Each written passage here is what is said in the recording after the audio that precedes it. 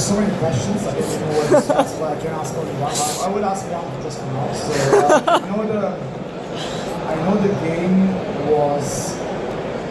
Correct me if I'm wrong, because I read that somewhere. The game was born as a challenge to like in a Reddit, I think it was. Like, what's the worst fiction you can imagine to role play in, like for a role playing scenario, and in that poll 9841, and you said, okay, challenge accepted.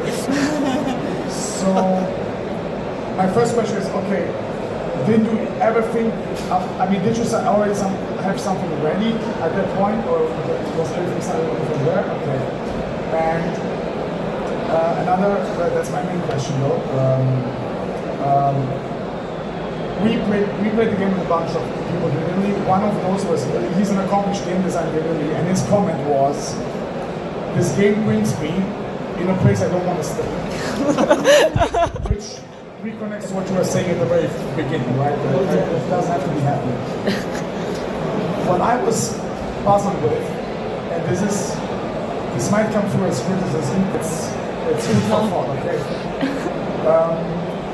First of all, you don't have like an agenda. It's slice of life, like it's slice of bad life, but it's slice of life. So literally, like at the very beginning, and I remember this happened when he was running the game, when she was running the game. The first scene is always like, oh, I get up of my bed, I have to eat breakfast, and I go to work. So what are we playing here, right?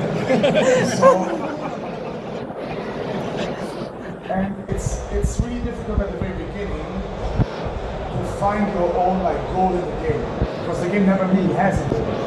And the whole thing that you cannot change the status quo also builds on this, right? It helps in feeling even more present, not finding the goal, which I find somehow meta.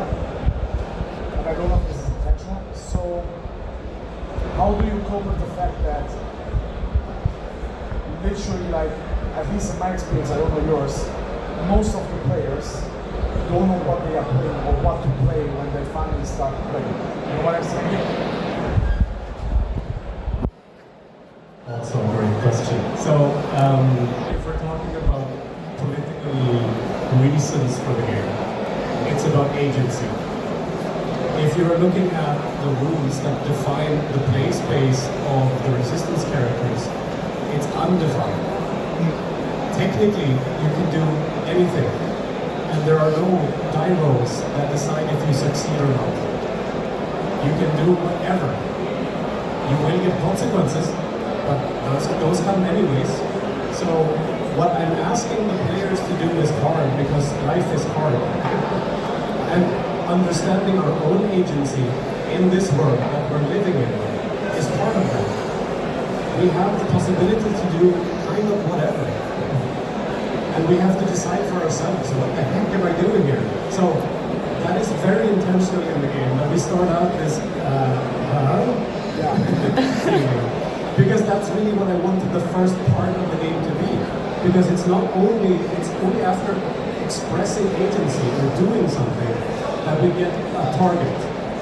And that was part of the pedagogical thing of the game. I wanted people to start, like, in the game world, realizing that, wait, I have freedom even though all of this. So that was the intent of that. If it's successful or not, I don't know really. I kind of have heard a lot of people say it's good, but like for the first start, when I've done one-shots before, I have done more like a clearer call to rebellion starting point with like a well-defined bad person, just to get some momentum. But that person tends to be shifted very quickly due to how the game runs. So that perceived goal evaporates, and something new pops up because you started doing something, a reaction and stuff like that. So I don't know if that answers your question. That's actually very true. That's what happened to us as well. Like at some point it clicks. And you know what you're doing. You have like to make your own agenda. And at that point, I was frustrated by the fact that I have a lot of skill. Like You was a conglomerate officer. I was a conglomerate officer. So, I have a lot of new skills I can put to use. Yeah, but I have a plus 5. The skills you have in the game, they kind of like shout to you like, oh, you have to plan around them, because it's like you can give special permission to someone, and of course you think that someone has to use the special permission to do something else, and it feels like, you know, you're like planning a heist, but then you never last enough for this to see happen. So why do I have all these skills? But as soon as I use the first one, she fucking kills me right away, because she's and that's another weird thing I found about it. I have kind of the feeling that the game can be very different depending on the big brother's attention span to what you're actually doing in. She's really, really careful. And I hope she was less careful. But Yeah, that was the point. yeah. So she keeps rolling the die, and I said, "What? I mean, you know, like you say, you say the most simple thing you can think of. And she said, "Oh, die roll. Why? What?" So, but yeah, your answer.